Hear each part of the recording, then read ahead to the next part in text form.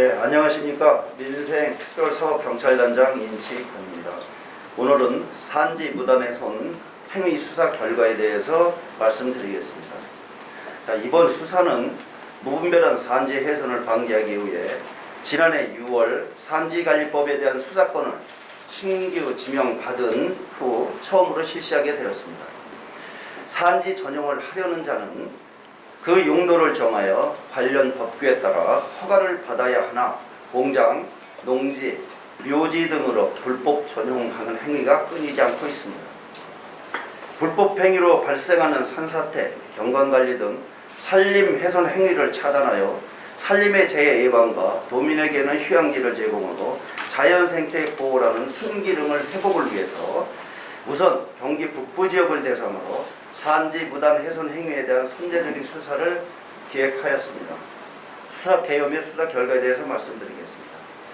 지난 3월 15일부터 4월 9일까지 4주간에 걸쳐서 의정부시와 양주시 그리고 동두천시 등 3개 시를 대상으로 산지 무단 훼손 의심지 430필지를 수사한 결과 불법 시설물 설치 및 농경지 조성, 불법 전용 등 20건을 적발하였습니다.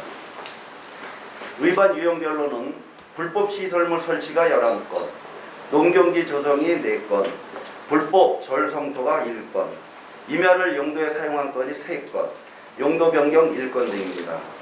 자, 사례는 차트를 보면서 설명을 드리도록 하겠습니다. 첫 번째 사례가 되겠습니다. 자, 첫 번째 사례는 소매점인 근린생활시설로 사용하겠다고 15년도에 산지 전용 허가를 득하였습니다.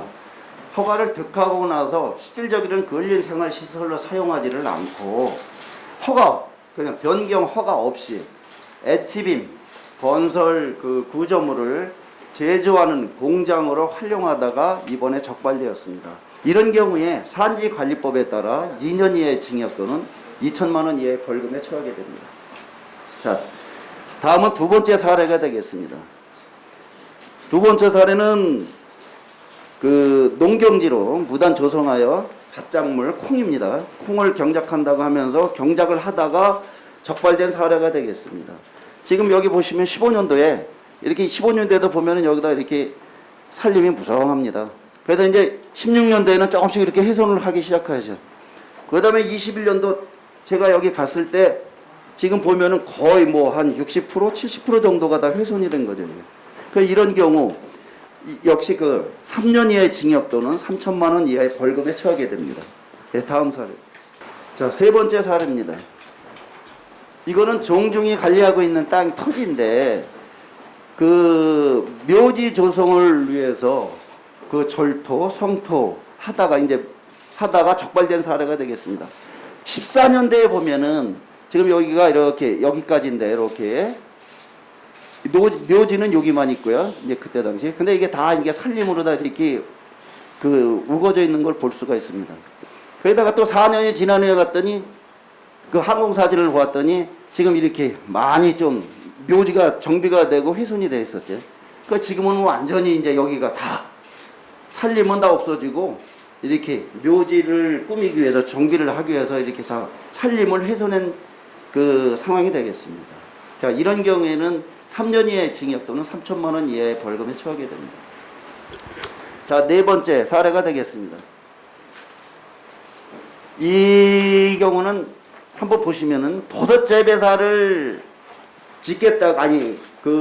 하겠다고 경작을 하겠다고 농업을 하겠다고 버섯 재배사를 짓고 허가를 받고 나서 실질적으로는 버섯 재배사는 하지는 않고 사무실과 창고로 활용하다가 적발된 사례가 되겠습니다. 그렇기 때문에 산지관리법상에서 2년 이하의 징역 또는 2천만 원 이하의 벌금에 처하게 됩니다.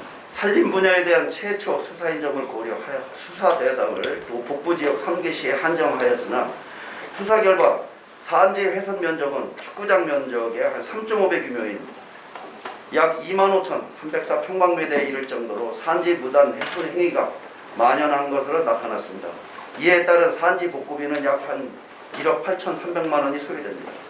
무분별한 산지 훼손은 미래 세대의 소중한 자산을 해치는 큰 적폐로 도에서 추진하는 산지 정비가 효과적으로 이루어지도록 하반기에는 도 전역을 대상으로 수사 대상을 확대하여 추진할 계획입니다.